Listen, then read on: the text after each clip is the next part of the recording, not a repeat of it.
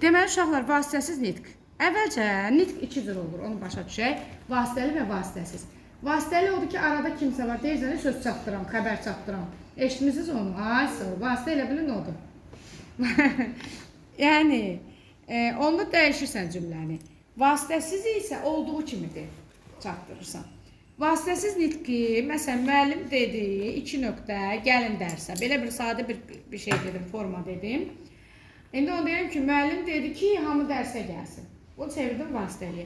Deməli, vasitəsiz vasitəliyə çevirəndə, baxın, burada var. Bax, birinci yazır, Maksim Gorki demişdi. Bilmirəm, sizdə var o hissə yoxsa yox. Başdan baxın. Dayan bir dənə. Bax, Maksim Gorkinin cümləsi verilib, düzdür. Bu vasitəsizdir birincisi. Niyə? Orada 2 nöqtə dırnaq var. İkincidə isə o 2 ilə əvəzlənib. 2 ilə əvəzlənib, eyni zamanda birinci şəxs var da, mən. Mən üçüncü şəxslə də əvəzlənir. Bax, bu da önəmli bir şeydir. Sual düşür. Şəxs əvəzlikləri. Birinci şəxs, ikinci şəxs, üçüncü şəxslərlə əvəzlənir. Bu oldu vasitəsiz nitqin vasitəliyə çevrilməsi. Eyni zamanda vasitəli nitqi var. Bu tamamlıq budaq cümləsi olur. Baxın, Gorki demişdir. Nəyi? Nəyi deyibsə, bu artıq ikinci cümlədə verilib. İndi onun tabiri mürəkkəb cümləyə keçəndə o hissəsini təkrar biləcəksiniz. İndi keçdik vasitəsiz nitqə. Vasitəsiz nitq fikir verirsinizsə, özünü bir sıra formalarda göstərir. O 2 hissədən ibarətdir. Müəllifin sözüdür. Müəllifin sözü balaca cümlələr olur. Deməli, nitq və təfəkkür feilləri ilə bitir. Nitq dedi, söylədi, danışdı, təfəkkür də fikirləşdi, düşündü. Bunlar həm nəqli keçmiş zamanda ola bilər, həm də feili bağlama formasında ola bilər.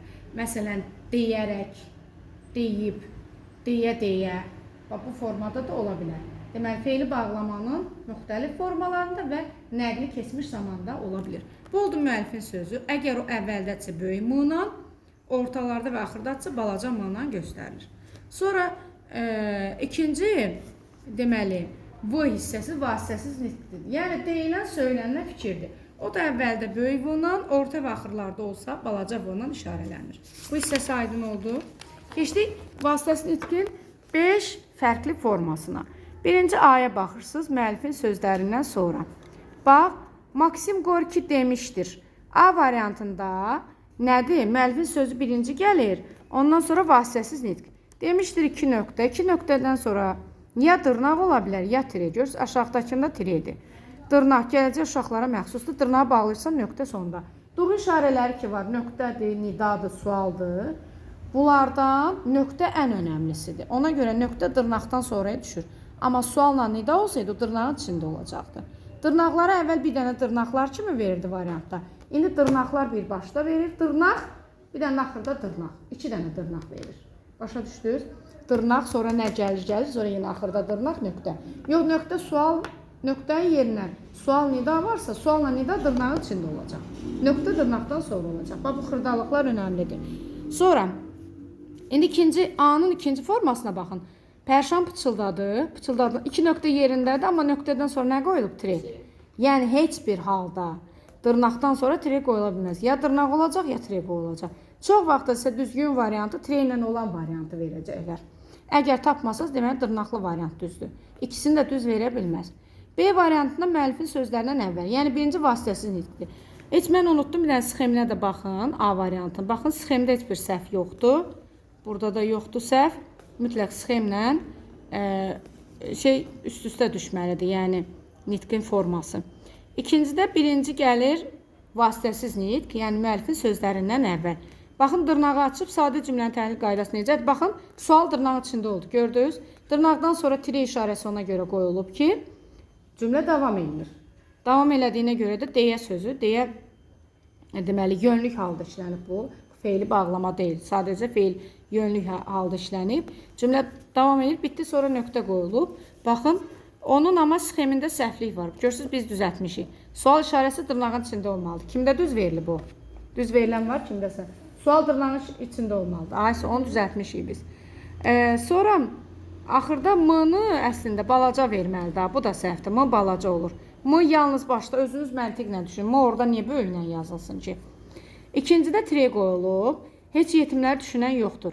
Burada niyə vergül var? Birincidə niyə yoxdur? Çünki orada sual verir.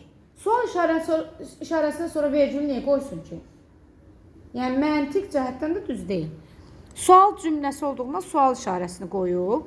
İkincə sual deyil də cümlədir. Əgər sual deyilsə, sadəcə bir cümlədirsə, nida da yoxsa, deməli vergül qoyulacaq. Vergüldən sonra tire.